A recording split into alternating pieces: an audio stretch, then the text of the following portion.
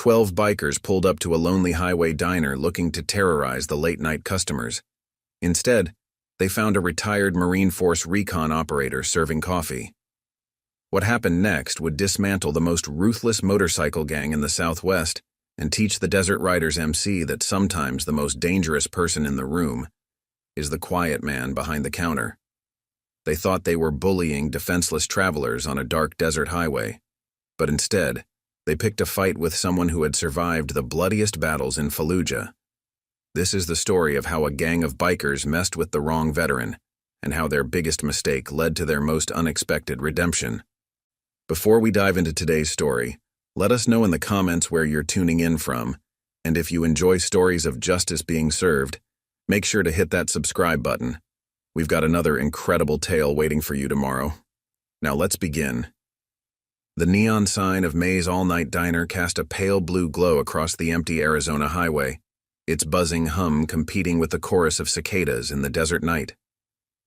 Inside, Sam Cooper methodically wiped down the counter, his movements carrying the precise economy of someone who had spent years mastering the art of conservation in hostile environments. At 45, his weathered face and graying temples might have made him look like any other diner worker, but the way he positioned himself, always maintaining clear sightlines to all entrances, spoke of different experiences, harder lessons learned. The regulars at May's knew Sam had taken over the diner 3 years ago when old May retired, but few knew much about his past. He ran the place with quiet efficiency, turning what had been a struggling roadside stop into a reliable haven for truckers, late-night travelers, and locals seeking good coffee and better company. Tonight, like most nights, Sam moved between tables with an easy grace, refilling coffee cups and checking on the handful of customers scattered through the dining room. There was Dave Miller, a long-haul trucker on his regular Phoenix to Dallas route, hunched over his usual plate of meatloaf. In the corner booth, elderly Ruth Martinez worked on her crossword puzzle, nursing the same cup of decaf she'd been sipping for 2 hours. Near the window, a young family of 4 had stopped for a late dinner on their way to California, the parents tired but grateful for the warm food and clean restrooms. The coffee pot in Sam's hand stilled as his ears caught a sound distinct from the usual nighttime symphony of the desert.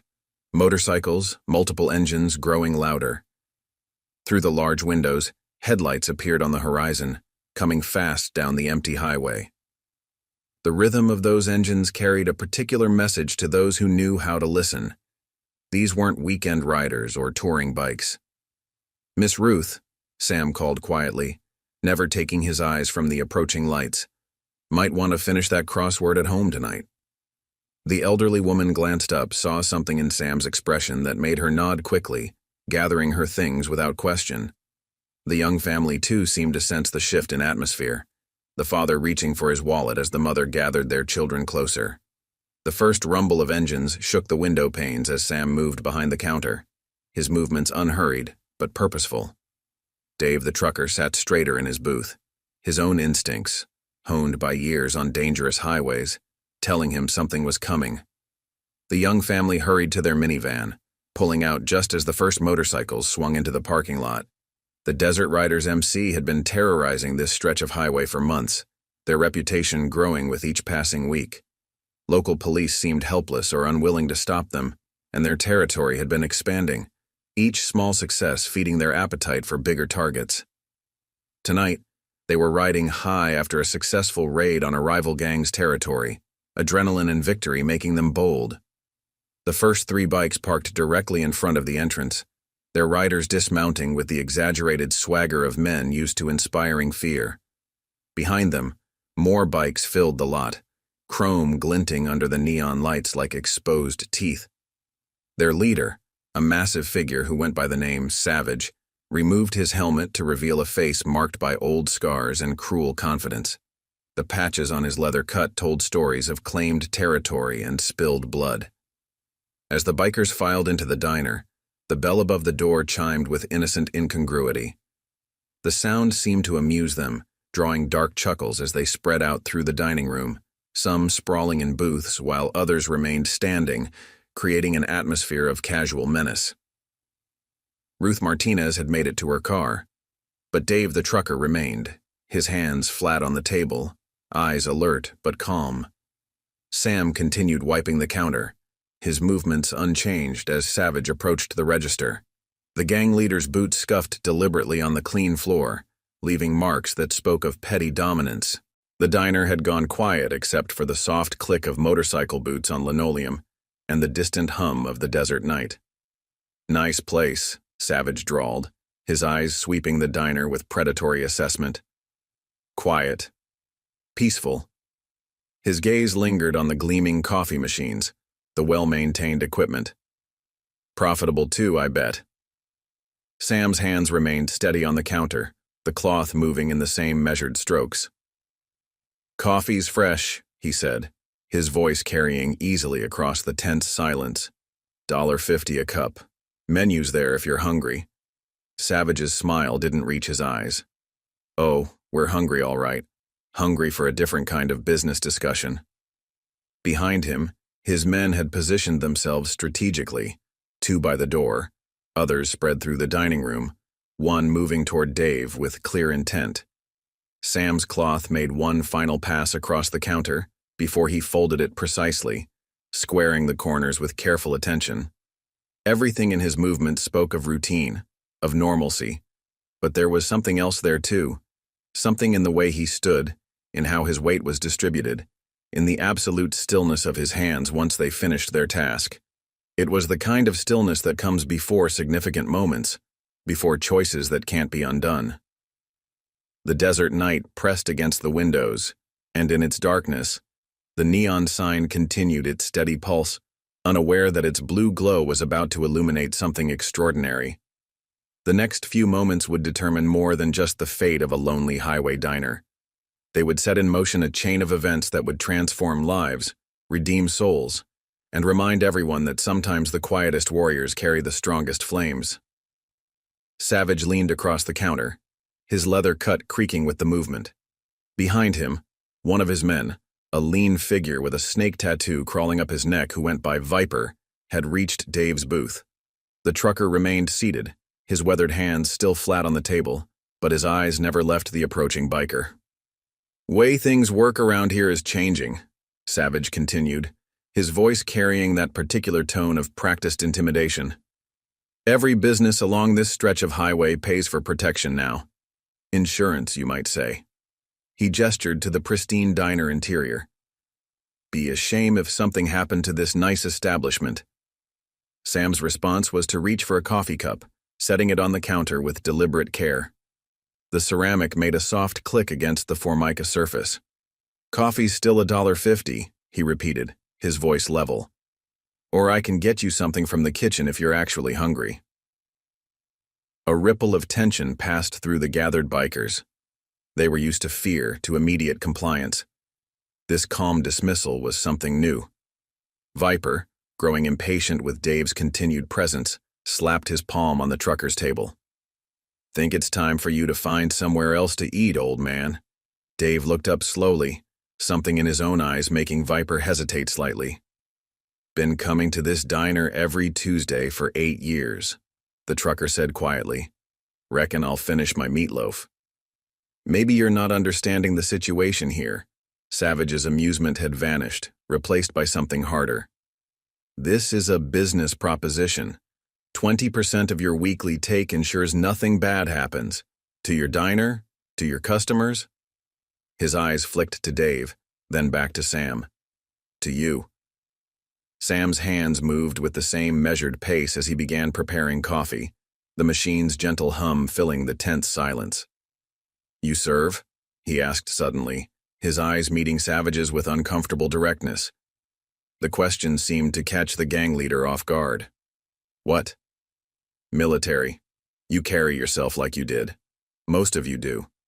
Sam's gaze swept the room, noting the unconscious way several of the bikers stood, how they positioned themselves. "Marine Corps, I'm guessing." "At least some of you." Whispers rippled through the gang members. Their intelligence had told them the diner owner was a veteran, but nothing in their surveillance had suggested he'd be this observant, this composed. "That's ancient history," Savage dismissed, but something had shifted in his voice. "Has nothing to do with now. 3 tours in Fallujah, Sam continued, measuring coffee grounds with precise movements. Force Recon. Spent a lot of time identifying threats, analyzing situations, learning when men are actually dangerous. The coffee began to drip, its aroma filling the air. And when they're just trying to convince themselves they still are. The words landed like carefully placed shots. Several of the younger gang members shifted uncomfortably, while the veterans among them remained unnaturally still. They recognized something in Sam's tone, in his bearing, something that spoke of shared experiences, of battles fought far from this desert highway. "Carson," Savage called suddenly to one of his men by the door. "Check the back. Make sure we're alone." But Carson, a muscular figure with a faded EGA tattoo on his forearm, didn't move. His eyes were fixed on Sam, recognition dawning. "Staff Sergeant Cooper?" Carson's voice carried a mix of disbelief and something else. Respect. Maybe even a touch of fear. "3rd Battalion, 1st Marines?" Sam nodded once, still focused on his coffee preparation. "Been a while, Corporal Carson. You were different back then. Helped build schools in Ramadi, protected civilians, served with honor." The silence in the diner took on a new quality. This wasn't just a confrontation anymore. It was becoming something else, something more complex. Dave the trucker remained in his booth, watching the scene unfold with the patience of a man who had seen many strange things on long nights of highway driving. Savage's face darkened with fury. Doesn't matter who he was. Doesn't matter who any of us were. This is now.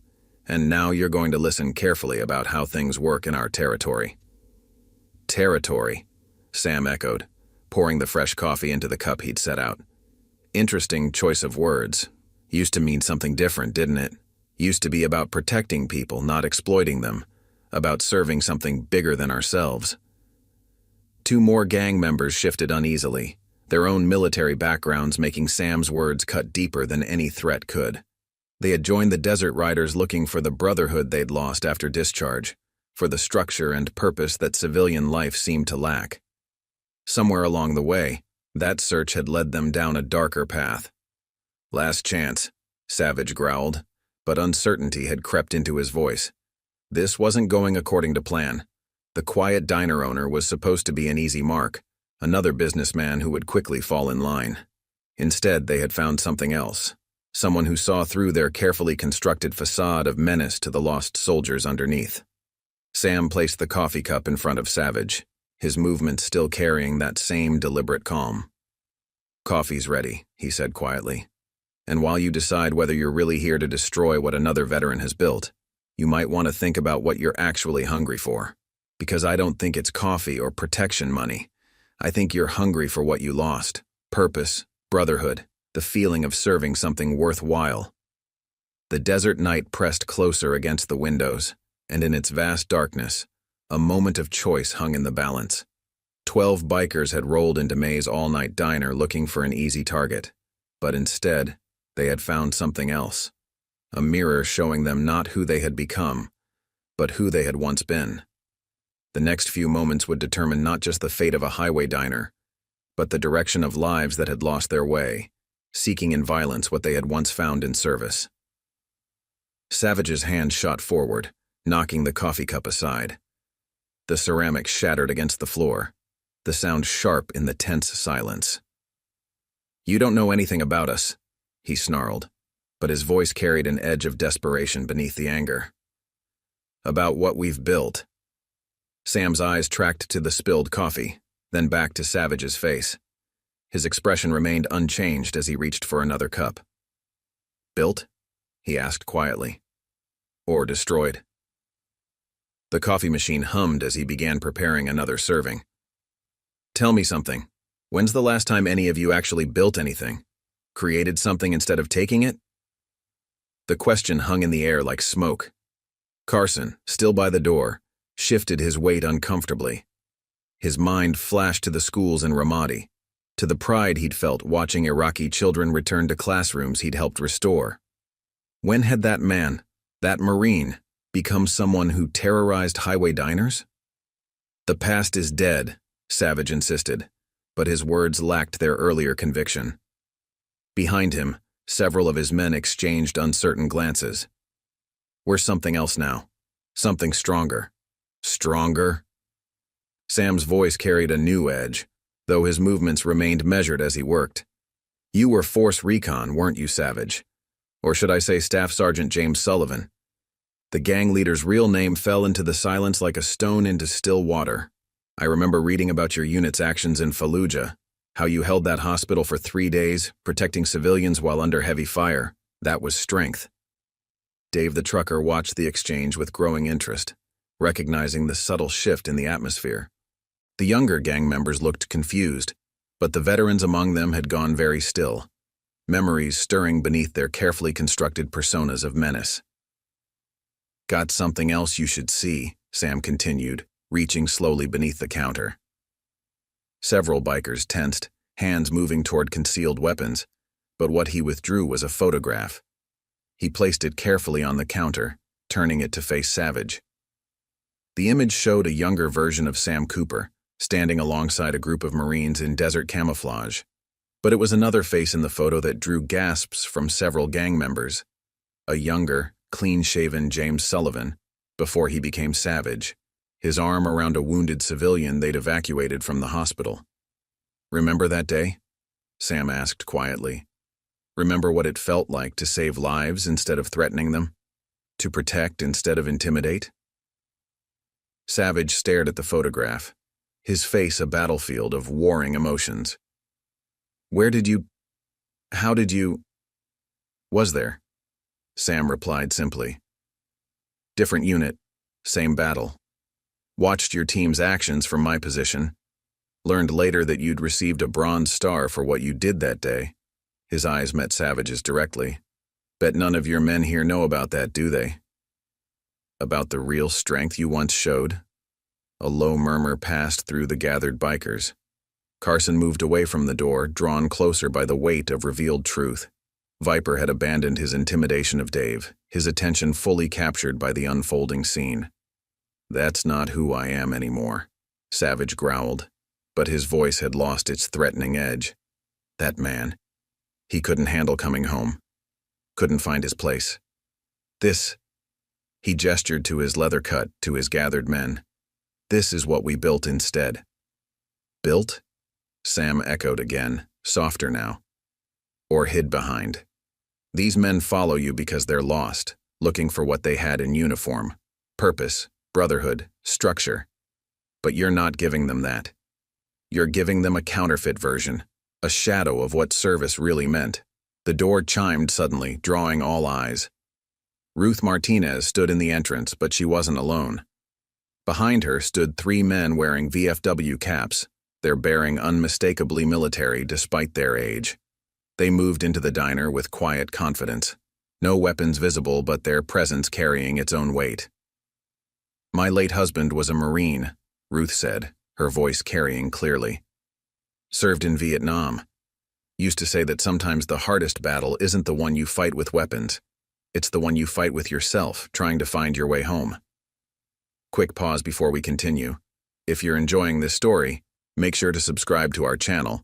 Tomorrow's video will show you how one homeless veteran's art changed an entire city. The VFW members spread out naturally, not threatening, but present, their positions speaking of years of tactical experience. One of them, his cap indicating service in Desert Storm, nodded to Sam. Got your message, Cooper. Figured it was time for the night shift. The Desert Riders found themselves in an unfamiliar position, surrounded not by enemies or rivals but by men who understood their struggles, who had walked the same difficult path from war to peace, men who had found their way back. There's another way, Sam said into the charged silence, starting another pot of coffee. A way to keep the brotherhood, the purpose, but turn it toward something worthwhile, something that honors what you were instead of hiding from it. The night pressed against the diner windows, and in its darkness the neon sign continued its steady pulse. Inside, 12 bikers who had arrived looking for easy prey found themselves facing something far more challenging than resistance. They faced the truth of who they had been, and the possibility of who they could become again. The choice that hung in the balance wasn't just about a highway diner anymore.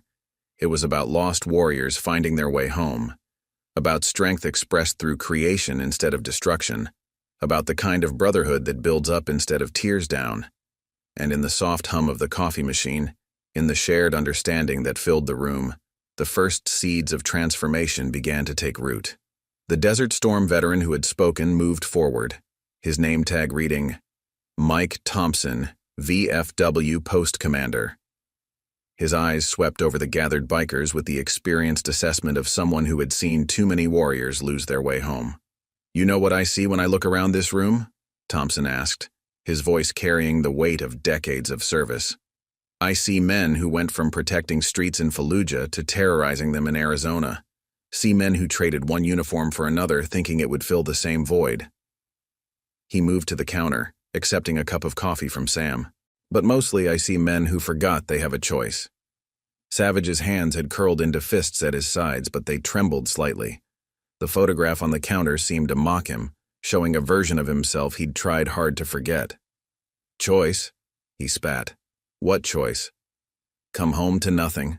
No purpose, no brotherhood, just civilians who don't understand, and a country that forgot about us?" "Nobody forgot," one of the other VFW members spoke up. His name tag identified him as Robert Chen, former Army Rangers. "We've been here all along waiting for you to remember who you are." He gestured to the diner. "Why do you think Sam runs this place? It's not just about coffee and meatloaf." Dave, the trucker, who had remained quietly observant throughout the confrontation, finally spoke up. 8 years I've been stopping here," he said, his voice thoughtful. "Seen a lot of lost veterans find their way through those doors. Some just needed a meal, others needed direction. All of them found something more than food." Carson moved closer to the counter, drawn by memories he'd tried to drown in violence and intimidation. "The school's in Ramadi," he said softly, almost to himself. "Remember how the kids would wave when we drove past? Remember how it felt to protect something instead of destroy it?" "Protection," Sam echoed, wiping down the counter where the first coffee had spilled. "Interesting word. You talk about offering it to businesses along this highway, but what you're really selling is fear. That's not protection, that's parasitism. Real protection builds things up, makes them stronger." Viper, the one with the snake tattoo, had been unusually quiet. Now he spoke, his voice carrying an edge of desperate anger. "You think it's that simple? Just walk away from everything we've built, pretend the last few years never happened?" "Nothing simple about it," Thompson replied, turning to face him. "Change is hard work. Like clearing a minefield, takes patience, precision, and the courage to face what might explode in your face." He paused, noting how several bikers reacted to the military reference. "But you've done harder things. All of you have." Ruth Martinez had moved behind the counter, her presence adding a maternal weight to the gathering. She began laying out plates, the simple act of preparing food creating an almost surreal domesticity in the tension-filled diner. "My Henry used to say that the bravest thing a warrior can do isn't charging into battle," she said, her hands steady as she worked. "It's choosing to put down their weapons when the war is over." The desert night had deepened outside, and more vehicles had begun appearing in the parking lot. Through the windows, the bikers could see other veterans arriving, not as a threat but as a reminder of the community they had abandoned. Some wore VFW caps, others showed their service through subtle pins or patches, but all carried the same quiet understanding of the struggle playing out inside. "Got something else to show you," Sam said, reaching beneath the counter again. This time, he withdrew a stack of photographs, spreading them carefully beside the first one. They showed the diner over the past 3 years, veterans receiving job training in the kitchen, support group meetings in the back room, community gatherings that brought civilians and service members together. "This is what real strength builds," he continued, his voice level. "A place where warriors can find their way back, where the brotherhood you're looking for doesn't require destroying others to prove itself." Savage stared at the photos, his carefully constructed facade cracking further. The man who had earned a Bronze Star protecting civilians was still in there, struggling beneath years of anger and misdirection. "And what?" he demanded, but the fury in his voice had been replaced by something closer to desperation. "We just walk away from the desert riders? Pretend we're suddenly good guys?" "No," Thompson answered firmly. "You transform it. Take the organization you've built, the loyalty you've earned, and turn it towards something worthwhile. Those skills you use to coordinate territory grabs, use them to coordinate veteran support networks. The strength you've used to intimidate, use it to protect those who need real protection." The night air carried the scent of coffee and Ruth's cooking, the mundane aromas somehow making the moment more profound. These men who had arrived ready for violence found themselves instead being offered something they hadn't realized they were hungry for: a chance at redemption, at reclaiming the honor they had left behind on distant battlefields.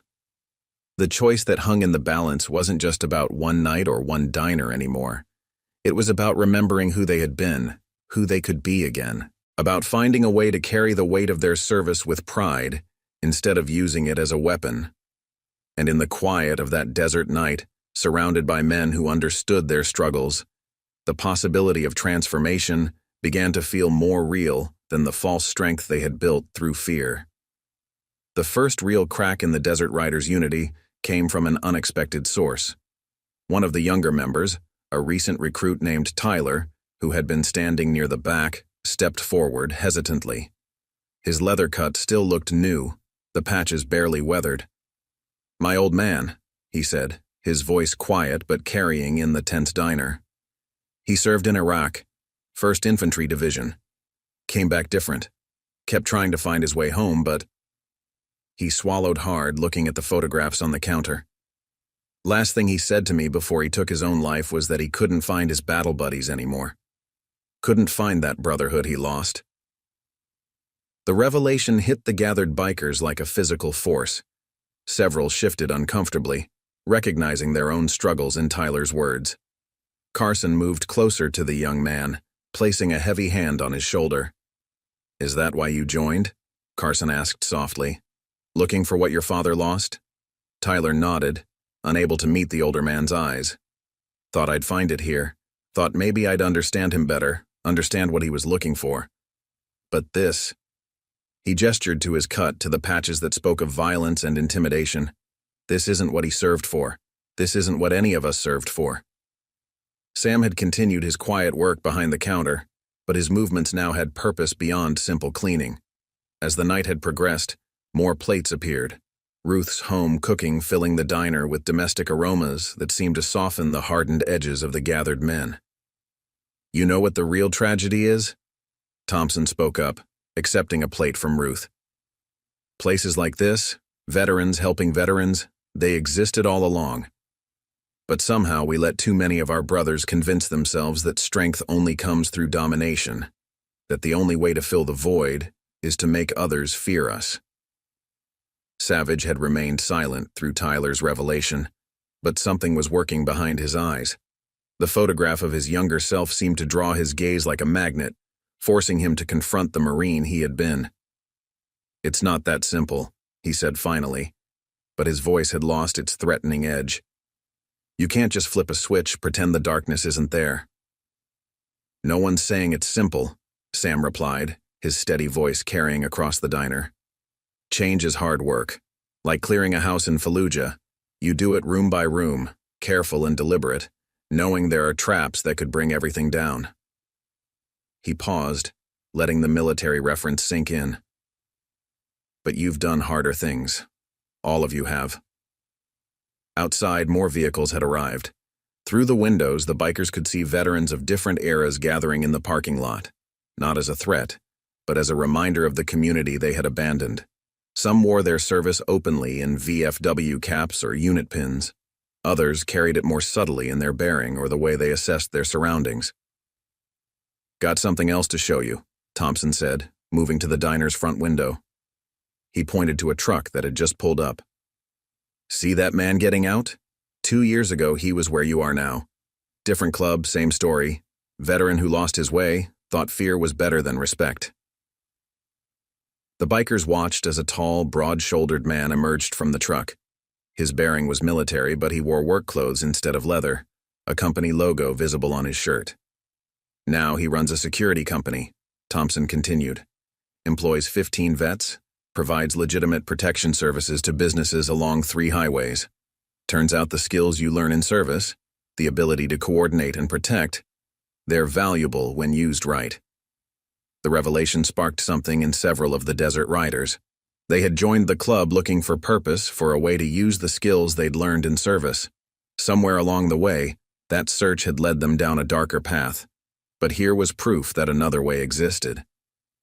"Your choice," Sam said quietly, still working behind the counter. "But whatever you decide, you should know something." He looked up, meeting Savage's eyes directly. "That man in the photograph, the one who held that hospital in Fallujah, he's still in there. All the men you were, the ones who served with honor, who protected instead of terrorized, they're still there. Question is, are you ready to find them again?"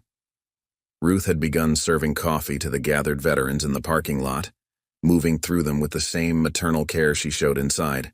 The scene through the windows became almost surreal.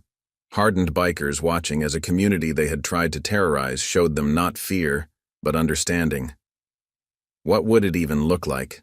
Viper asked, his voice carrying less edge now. "Changing the Desert Riders? You can't just turn a feared motorcycle gang into a community service organization overnight." "No," Thompson agreed, "but you can start. Like building a patrol base, you establish security first, then start improving things bit by bit. The brotherhood you're looking for? The purpose? It's there in the work of making things better instead of worse." Carson, who had been quiet for several minutes, suddenly spoke up. "The garage," he said, looking at Savage. "We've got good mechanics, guys with skills. Instead of using it as a front, we could actually help people. Train other vets, maybe." The idea hung in the air like smoke, its possibility creating small cracks in the hardened shells the Desert Riders had built around themselves. Outside, the desert night had begun to soften toward dawn, and with it, the atmosphere in the diner shifted. What had begun as a confrontation was becoming something else, a chance at redemption, at reclaiming the honor they had left behind on distant battlefields. The Road Reapers' leader, a man known as Razor, took in the scene with visible confusion. His hand instinctively moved toward his waistband, but the presence of so many veterans, both inside and outside the diner, made him hesitate. Well, Razor drawled, trying to maintain his threatening demeanor. "Desert Riders having a party? Don't remember getting an invitation." His eyes narrowed as he noticed the VFW caps, the gathering of veterans. "Making new friends, Savage?" James Sullivan stepped forward, but his movement carried none of the aggressive swagger he would have shown just hours before. Instead, he moved with the measured confidence of a Marine staff sergeant, the kind of authority that comes from service rather than intimidation. "Actually," he said, his voice clear and steady, "we're having a conversation about transformation, about finding our way back." He gestured to the photograph still lying on the counter. "About remembering who we were before we lost our way." Razor's laugh carried no humor. "Gone soft? That's dangerous talk, especially with what's brewing up north. Road Reapers are expanding, and if Desert Riders can't hold their territory—" He let the threat hang in the air. "Territory," Sam spoke up from behind the counter, his voice carrying easily across the tension. "Interesting choice of words. You served too, didn't you, Michael?" Razor's real name hit him like a physical blow. "Army Rangers, if I remember right. Specialized in securing areas, protecting civilians." The Road Reapers' leader stiffened, his facade cracking slightly. "How did you—" "Your stance," Thompson cut in. "The way you entered checked sightlines. Plus, that Ranger tat on your neck tried to cover it with that Reaper design, but it's still visible, still part of who you are." One of Razor's lieutenants, a heavily muscled man with a scarred face, shifted uncomfortably. "Boss, what's going on here? This is supposed to be a territory check, not a reunion." But something had changed in Razor's expression. His eyes had found the photograph on the counter, the image of James Sullivan in his Marine Corps days. "That you?" he asked, his voice carrying less edge. Fallujah? Hospital siege, Sullivan confirmed. 3 days holding the position, protecting civilians, back when protection meant something different. He paused, letting the words sink in. Back when we understood what strength really looks like. The atmosphere in the diner shifted again, the potential for violence transforming into something else. Recognition, shared understanding, the weight of common experiences. Through the windows, more veterans had gathered, their presence a reminder of a brotherhood that ran deeper than gang colors or territory disputes. Carson stepped forward, his voice carrying the authority of his Marine Corps training. "We're changing things," he announced, "taking what we built with the Desert Riders and turning it toward something better, something that honors what we were instead of hiding from it." "Changing into what?" Razor demanded, but his hand had moved away from his waistband. "A bunch of coffee-drinking veterans? Playing at being civilians?" "No," Sullivan replied firmly. "Into men who remember their oath. The garage becomes a training center for vets. Our network becomes a support system. Our strength used to protect those who need it, not terrorize them." His eyes met Razor's directly. "And there's room for more than just desert riders in this transformation." The invitation hung in the air like smoke. Outside, the first hints of dawn had begun to lighten the desert sky, and with it came a sense of possibility, of paths not yet taken, of honor not yet reclaimed. Ruth moved through the tense scene with quiet confidence, placing fresh coffee cups on a nearby table. "Sit," she said, her tone making it more command than invitation. "Listen to what these men have found, what they're offering." To everyone's surprise, Razor did sit, his movement almost unconscious, as if his body remembered responding to authority before his mind could object. His men remained standing, uncertain, but their stances had lost their aggressive edge. "Got word from up north," Razor said finally, wrapping his hands around the coffee cup. "Cartels moving in, looking to use bike clubs as distribution networks. That's why we've been pushing territory, trying to establish strength before they arrive." Sullivan nodded, understanding the tactical situation in a way Savage never could have. "So, we've got a choice," he said. "Stay divided, fight each other, make ourselves vulnerable to outside forces. Orient." He let the possibility hang there. "Or what?" Razor asked, but his tone suggested he already knew the answer. "Or we transform both clubs," Thompson interjected. "Create something stronger than gangs or cartels, a network of veterans helping veterans, protecting communities instead of exploiting them. Show the cartel that these highways are guarded by men who remember what real service means." Sam moved deliberately behind the counter, his actions a counterpoint to the tension of the moment. "You've got skills," he said to Razor. "Organization, tactical experience, men who understand discipline. Question is, are you ready to use those skills for what they were meant for?" Through the windows, the gathering of veterans had grown larger still. Word had spread through the community, bringing more former service members to witness what was unfolding.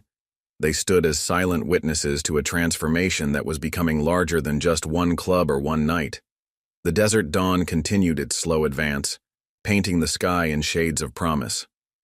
In May's all-night diner, men who had arrived as enemies found themselves facing not just each other, but the truth of who they had been, who they could be again. The next few moments would determine more than just the fate of rival gangs. They would set in motion a change that would ripple through the southwestern highways, showing lost warriors everywhere that the path home was still open, still waiting, still possible. The garage idea seemed to spark something in the gathered bikers.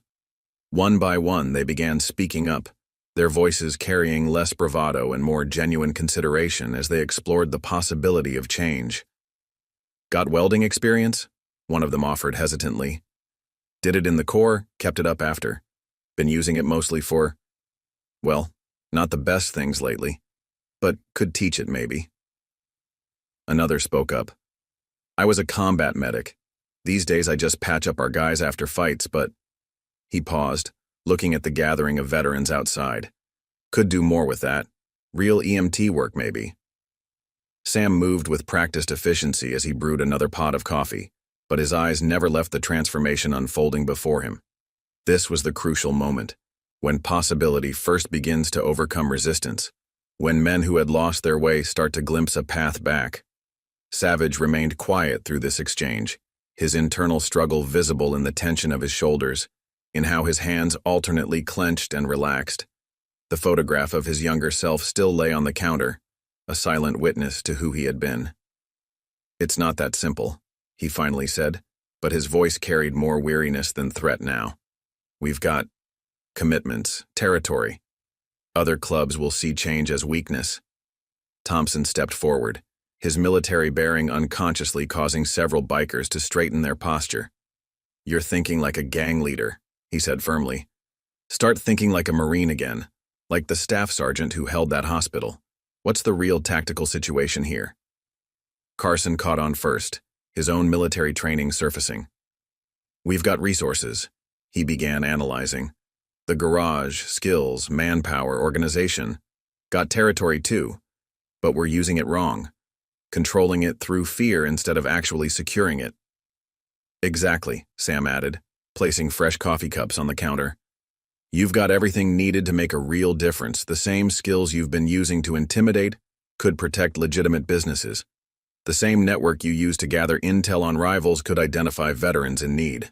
Outside, the gathering of veterans had grown larger. Word had spread through the tight-knit community, bringing more former service members to witness what was unfolding. Through the windows, the Desert Riders could see men from different eras, different branches, all united by the shared experience of finding their way home from war. Tyler, the young recruit who had spoken about his father, moved closer to the counter. "What about the others?" he asked. "Not everyone in the club is a vet. Some guys are just in it for the violence." "That's why you start with your core," Thompson replied. "The veterans, the ones who remember what real service feels like. Build around them, let the others either adapt or leave. Like any good operation, you secure your base before expanding." Ruth had been quietly working alongside Sam, but now she spoke up again, her voice carrying that particular wisdom that comes from decades of supporting veterans. "My Henry used to say that the hardest part of coming home isn't leaving the war behind. It's remembering who you were before it, and finding a way to be that person again, just stronger." The words seemed to strike something deep in Savage. He stared at his reflection in the diner's window, seeing past his hardened exterior to the Marine he had been. "We were supposed to be helping vets," he said quietly, almost to himself. "That's how it started. Giving them a place to belong, a purpose, somewhere along the way." "You lost the mission," Sam finished for him. "Started focusing on power instead of purpose. But missions can be recalibrated, objectives can be redefined." A new sound drew everyone's attention. Motorcycles approaching. But these weren't Desert Riders. Through the windows they could see 3 bikes pulling into the lot, their riders wearing the colors of a rival gang, the Road Reapers. Quick pause before we continue. If you're enjoying this story, hit subscribe because tomorrow's video will show you how one homeless veteran's art changed an entire city. The tension in the diner ratcheted up several notches. The Road Reapers had been encroaching on Desert Riders' territory for months, leading to increasingly violent confrontations. Now, seeing their rivals' bikes parked outside what was supposed to be an intimidation run, they had come to investigate. But something had changed in the last few hours. The Desert Riders who turned to face the door weren't the same men who had rolled up to the diner looking for easy prey. They had begun remembering something else. Something about protection, about service, about the kind of strength that builds rather than destroys. "Your call," Sam said quietly to Savage, his voice carrying over the sound of approaching boots. "But whatever happens next sets the tone for everything that follows. You can meet them as who you've been pretending to be, or as who you really are." The door chimed, and 3 Road Reapers stepped into May's all-night diner, finding themselves faced with a scene they couldn't quite comprehend. Their rivals surrounded not by violence and fear, but by veterans of every era, by the possibility of transformation, by the chance to remember what real strength looks like. And in that pre-dawn moment, as the desert night began to soften toward morning, James Sullivan, not Savage, not anymore, straightened to his full height, feeling the familiar weight of responsibility and purpose that he had carried in Fallujah. The next few moments would determine more than just the fate of rival gangs. They would set the course for a transformation that would ripple through the southwestern highways, showing lost warriors everywhere that the path home was still open, still waiting, still possible. The first real sign of transformation came from one of Razor's own men. The scarred lieutenant who had questioned the situation earlier cleared his throat, his voice carrying the rough edge of someone unused to showing vulnerability. "Did 3 tours in Afghanistan," he said quietly. 82nd Airborne. Used to be about something bigger than ourselves. Used to build schools, protect villages. Now, he looked down at his cut, at the patches that spoke of violence and fear. Now, we're the ones villages need protection from. The words seemed to hit Razor like physical blows. His Rangers training had once been a source of pride, of purpose. Somewhere along the way, that purpose had gotten twisted, corrupted into something else entirely. "The cartel won't just back off," he said, but his voice carried more tactical assessment than resistance now. "They've got plans for these highways, for both our clubs. They'll see change as weakness." Sullivan nodded, his mind already working the problem like a military objective. "That's why we don't just change, we transform. Take everything we've built, the organization, the territory knowledge, the manpower, and turn it into something stronger than what they're expecting." Thompson moved to the counter, spreading out a map of the region that Sam provided. "Think about it tactically," he said, his Desert Storm experience evident in his analysis. "You've got 2 clubs with extensive territory knowledge, veterans with combat experience, mechanics, medics, intelligence gatherers.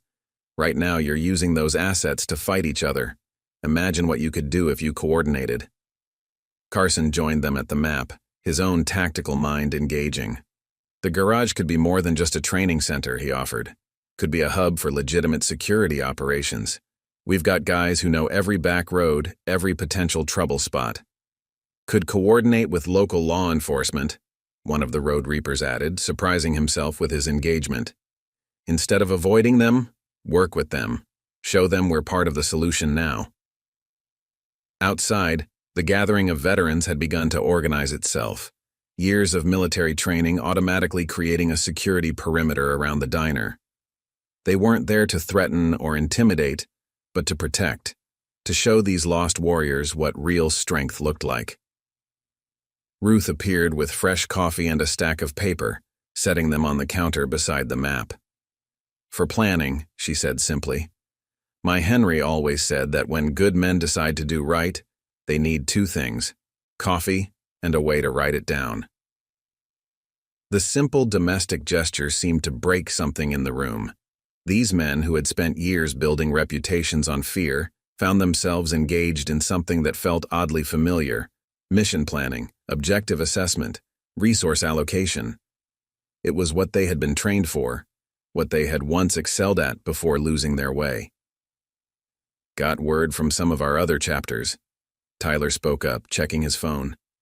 "They're hearing about changes. Some are interested, some are scared, but they're all watching." Sullivan. It was getting harder to think of him as savage, straightened up from studying the map. "Then we show them," he said firmly. "Show them what real strength looks like. Not just talking about change, but making it happen." "First step," Sam interjected, his quiet voice carrying easily through the diner, "is deciding who you really are. Not who you've been pretending to be, but who you were meant to be. The kind of men who held hospitals in Fallujah, who built schools in Afghanistan, who understood that real power comes from protecting, not terrorizing." Razor stood slowly, his movement carrying the weight of decision. "My first deployment," he said, his voice rough with memory. "There was this village in Kandahar province. Taliban had been using it as a base, terrorizing the locals. We didn't just drive them out. We stayed, protected the people, helped them rebuild. That..." He paused, struggling with the emotion. That felt like something real. The dawn had grown stronger outside, painting the desert in shades of gold and promise. Through the windows, more vehicles could be seen arriving. Not just veterans now, but local business owners, community members who had heard something was happening at May's Diner. "We start with what we know," Thompson said, circling areas on the map. "The garage becomes our first transformation point. Legitimate business, veteran training program, security operations center. Show everyone that change isn't just talk." "Got skills we can use," Carson added, his tactical mind already planning.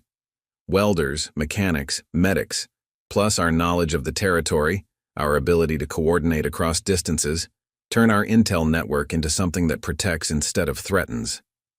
The scarred Road Reaper lieutenant, his name was Marcus, he'd finally shared, moved to the map.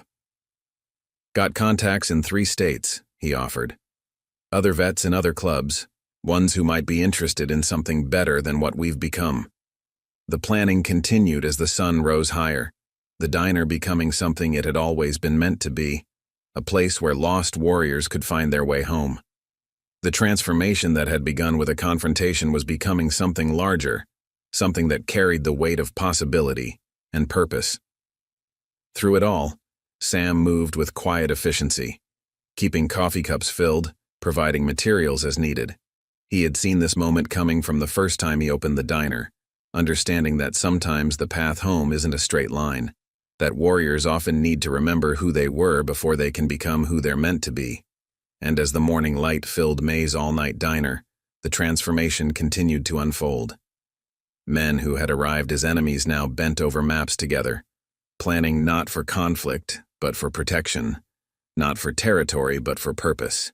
The desert dawn seemed to carry a promise, that no matter how far you've strayed, the path home remains open, waiting for those with the courage to take that first step back. The first real test of their transformation came sooner than anyone expected. As the morning progressed and plans were being made, a truck driver's radio crackled with an urgent message. Cartel scouts had been spotted on the northern highway, moving south, already past the usual desert riders' territory boundaries. They're testing responses, Sullivan analyzed, his military training automatically assessing the situation. Probably heard rumors about changes in the clubs, wanting to see if we've really gone soft. Razor nodded, his own tactical experience engaging. 3 vehicles, according to the report. Dark SUVs, heavily tinted. Classic reconnaissance pattern. The gathered veterans watched as both former gang leaders naturally fell into coordination mode, years of military training surfacing beneath the hardened exterior they'd built. This wasn't about gang territory anymore. This was about protecting their community, about remembering what real service meant. "Got movement from some of our old crew too," Carson reported, checking messages on his phone. "Word spreading about what happened here. Some are interested in the change, but others—" He paused, his expression grim. "Others are saying we've betrayed everything we built. They're talking about linking up with the cartel, showing us what real power looks like." Thompson moved to the map spread across the diner counter, his Desert Storm experience adding weight to his assessment. "So we've got multiple threats converging. Cartel scouts testing boundaries, resistant gang members looking to prove something, and a community that's watching to see if this transformation is real." "Perfect," Sullivan said, drawing surprised looks from several people. "Perfect opportunity to show everyone what real strength looks like, not through violence or intimidation, but through protection and purpose." Sam had been quietly observing, but now he spoke up. "Got something you should see," he said, moving to a back room. When he returned, he carried several security radios and a laptop. "Been coordinating with local businesses, setting up a protection network. Lots of eyes on these highways, all wanting the same thing: safety, security, legitimate business." The transformation of the diner continued as the morning progressed. What had been a simple restaurant became an impromptu command center. Veterans from different eras contributed their experience, while reformed gang members provided crucial intelligence about territory and potential threats. "First priority," Thompson directed, his combat experience natural taking charge of planning, "is coordinating our assets. We've got riders who know these roads better than anyone, mechanics who can keep vehicles running, medics who can handle emergencies. Time to use those skills the way they were meant to be used."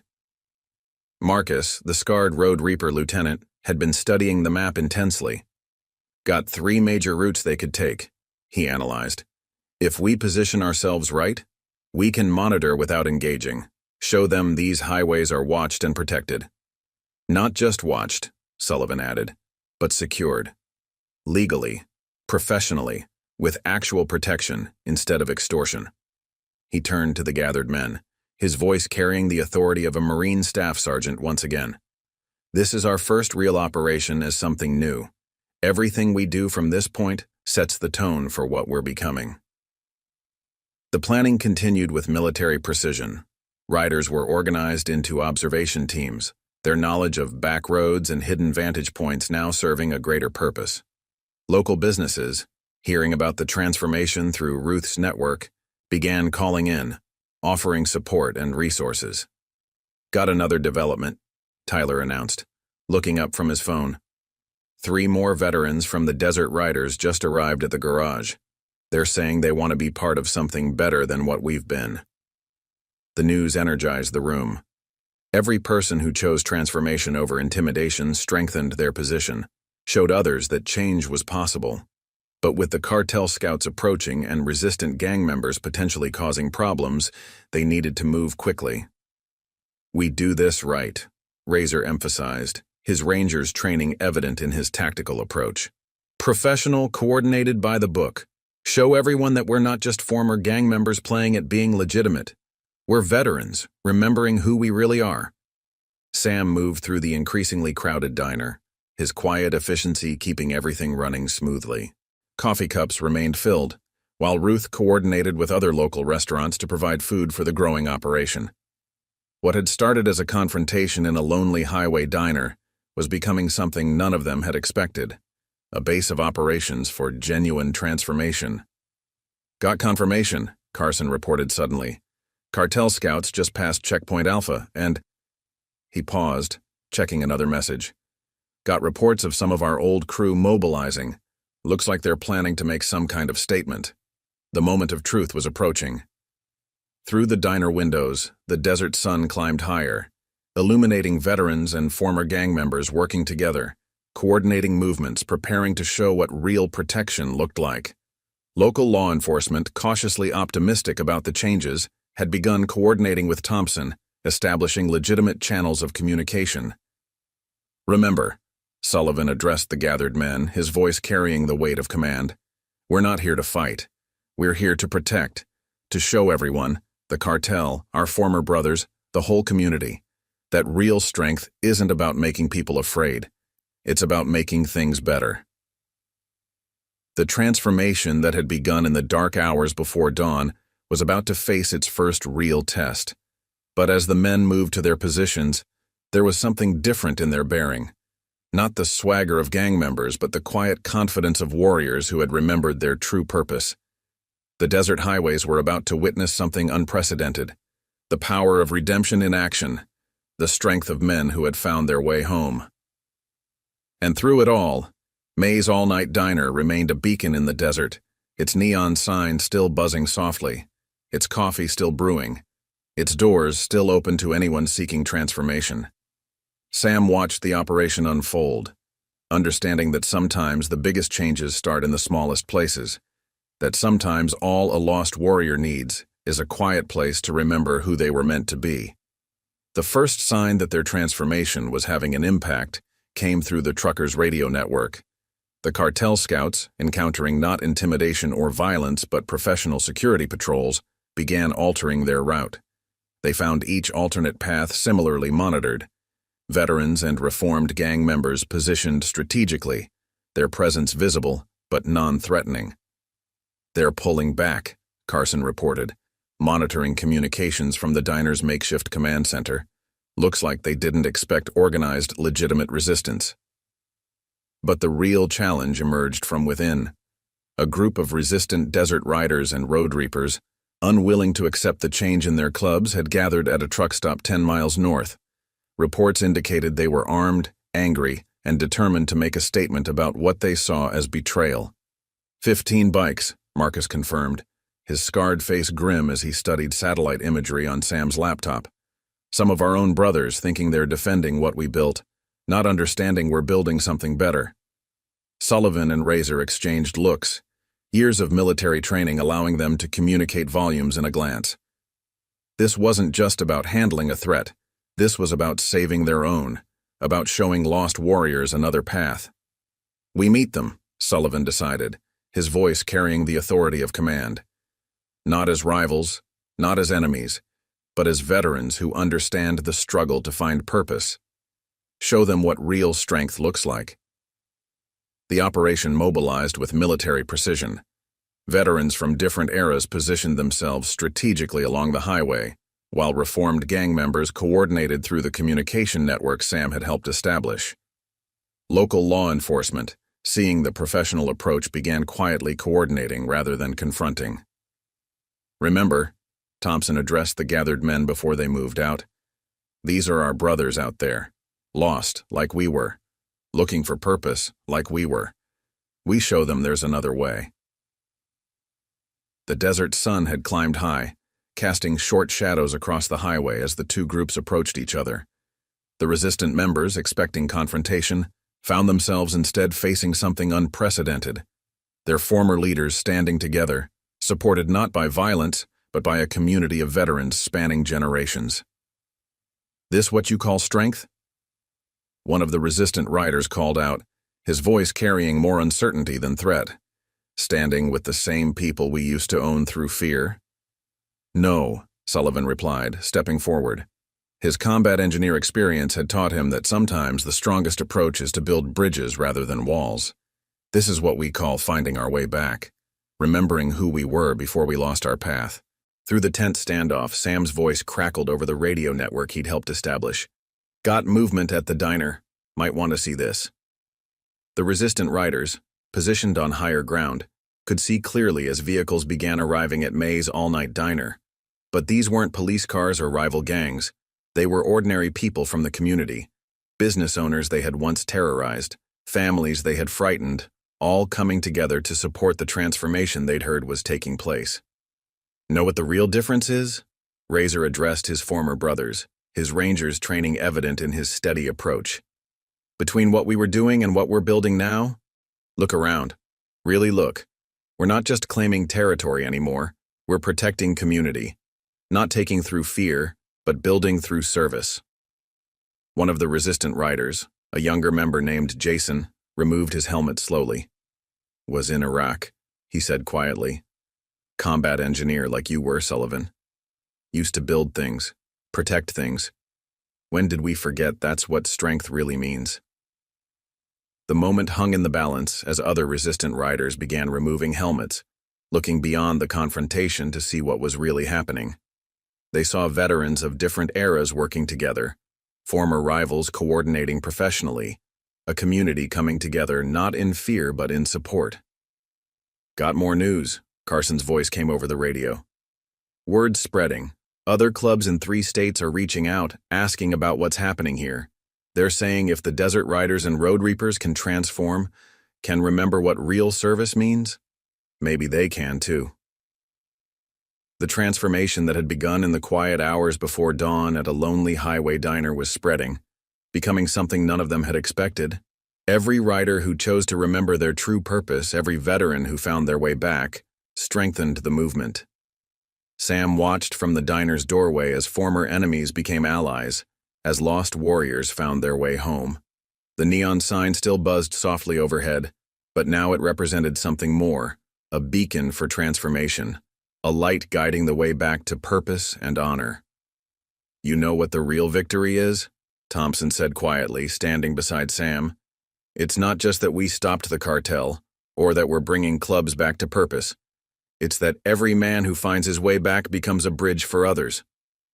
The desert sun continued its arc across the sky, casting long shadows across the highway. But in those shadows, something new was growing. Not the darkness of fear and intimidation, but the strength of men who had remembered who they were meant to be. And in May's all-night diner, where it had all begun, Ruth continued serving coffee to veterans and reformed gang members alike, understanding that sometimes the biggest transformations start with the smallest gestures. A cup of coffee, a quiet place to remember, a chance to find your way home. The story of how a gang of bikers messed with the wrong veteran at a lonely highway diner had become something more. A testament to the power of redemption, a reminder that it's never too late to remember who you were meant to be, a proof that sometimes the strongest thing a warrior can do is help others find their way back to purpose. As night fell once again over the desert highway, May's diner remained open, its lights still burning bright, its doors still welcoming anyone seeking transformation. And in its warm glow, veterans of every era, reformed gang members, and community members came together, building something stronger than fear, more lasting than intimidation. A brotherhood based not on violence, but on the kind of strength that comes from serving something greater than yourself. 3 months after the night that changed everything, May's all-night diner had transformed into something none of them could have predicted. The small desert establishment had become more than just a restaurant. It was now the heart of a movement that was reshaping the southwestern highways. The garage, once used for illegal operations, now served as a legitimate training center where veterans taught automotive skills to other veterans. Carson, supervising a group of apprentice mechanics, watched with pride as former gang members worked alongside community members, their expertise now serving a greater purpose. "Got the final numbers from last month," he reported to Sullivan during their regular morning meeting at the diner. 37 veterans through the training program, all placed in jobs, highway security operations running smoothly in 3 states. Even got local law enforcement referring people to us now.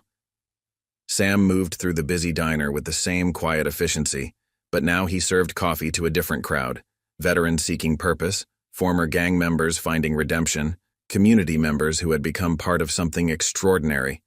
The photographs on the wall had grown, showing not just military service but the transformation itself, images of former rivals working together, of communities being rebuilt, of warriors finding their way home. "Got something interesting," Thompson announced, entering with a stack of papers. "Federal agencies are studying what we've done here. They're calling it the Desert Highway Model, using veteran experience and organization for legitimate community protection and development." The transformation hadn't been without its challenges.